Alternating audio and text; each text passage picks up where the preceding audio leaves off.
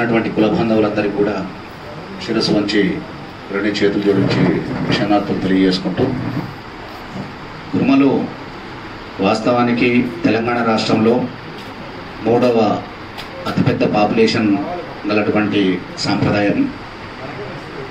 మరి వాళ్ళు వృత్తిపరంగా గొర్రెలు కాసుకుంటూ ఒగ్గు కథలు చెప్పుకుంటూ జీవనం సాగించేటువంటి ఆధ్యాత్మికత ఎక్కువగా ఉన్నటువంటి బండారు సాంప్రదాయం గలటువంటి గొప్ప సంస్కృతి గలవారు కుర్మ కులస్తులు.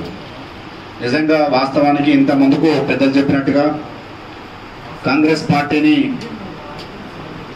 స్థాపితం చేసి గాంధీ భవన్ ఏర్పాటుకు కృషి చేసినటువంటి వ్యక్తులు కూడా కుర్మ సామాజిక వర్గం నుండే ఉండి ఇలా కాంగ్రెస్ ప్రభుత్వం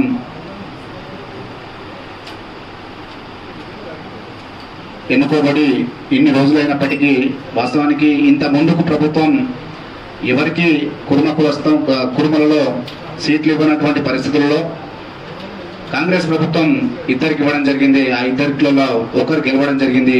ఆయన పీర్ల ఎల్లన్న.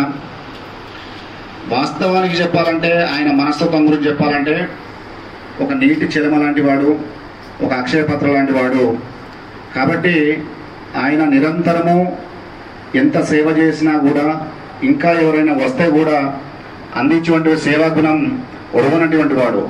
కాబట్టి ఆయన రాజకీయ రంగంలోకి రాకముందు నుంచే సేవా దృక్పథంతో ఆలేరు నియోజకవర్గమే కాకుండా యావత్ తెలంగాణ రాష్ట్రంలో ఉన్నటువంటి సబ్బండ వర్ణాలకు, కుర్మ కులంలో పుట్టినప్పటికీ సబ్బండ వర్ణాలకు, మరి ప్రత్యేకించి బహుజన వర్గాలకు, దళిత వర్గాలకు, గిరిజన వర్గాలకు ఆర్థికంగా సామాజికంగా తోడ్పాటునిచ్చినటువంటి గొప్ప వ్యక్తి పీర్ల ఎల్లన్న గారు. అట్లాంటి వ్యక్తిని మనం ఈ ప్రభుత్వంలో మంత్రివర్గంలోకి తీసుకున్నట్లయితే ఆయన అకుంఠిత దీక్షతోటి, ఆయన పోరాట పటిమతోటి ఇంకా గొప్పగా ఆయన సేవా రంగంలో ముందుకు చేరుకుంటాడు. ఇంకోటి ఏంటంటే బహుజన వర్గాలలో అత్యంత ప్రేమగల వ్యక్తి కాబట్టి అందరూ అక్కున చేసుకున్నటువంటి గొప్ప వ్యక్తికి మంత్రివర్గంలో చోటు కల్పించి రేవంత్ రెడ్డి గారు తమ ఉన్నతమైనటువంటి స్థాయిని గుర్తుంచుకుంటారని చెప్పి విజ్ఞప్తి చేస్తూ, అదేవిధంగా మరొక ముఖ్య విషయం, చాలా మంది కుర్మ కులంలో ఒగ్గు పూజారులు అనే వాళ్ళు ఉన్నారు. ఒగ్గు పూజారులను వాస్తవానికి ఇవాళ కుమరవెల్లి, ఐలవోను, ఓదల, గట్టు, పెద్దపురం లాంటి ఇట్లాంటి మల్లన క్షేత్రాలలో ఒగ్గు కళాకారులకు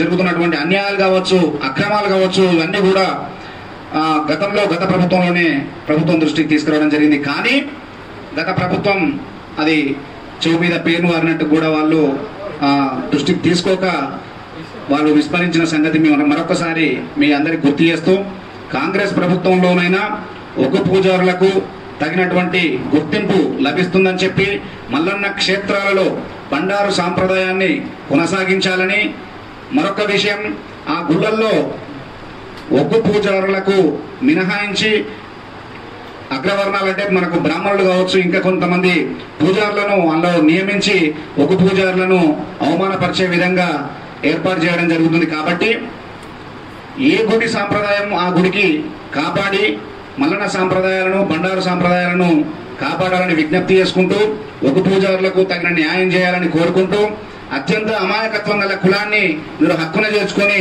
రాజకీయంగా, సామాజికంగా కాపాడుకుంటే రేపు ఒక పాలిచ్చే ఆవులాగా మీకు చేదోడు వాదోడుగా ఉంటుందని చెప్పి గౌరవనీయులు ముఖ్యమంత్రి రేవంత్ రెడ్డి గారికి విజ్ఞప్తి చేస్తూ ముగిస్తున్నాను. ధన్యవాదాలు.